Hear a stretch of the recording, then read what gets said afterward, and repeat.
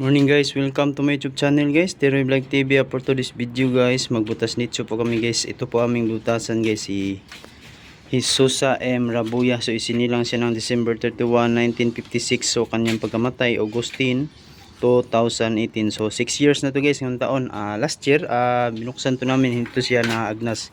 Ngayon 2024, binalikan namin, buto na. So ayan na guys, mga kasama ko guys, sila Michael, Ryan, Joaquin. Good morning sa inyong lahat, mga OFW, idol. Kumusta na ka?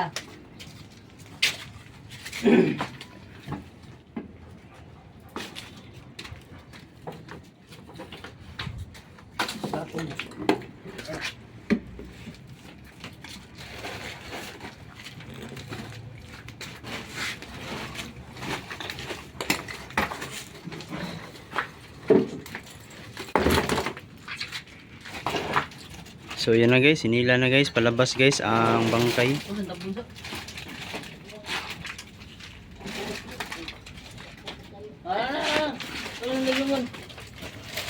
Nilabas na guys mula sa nitso guys.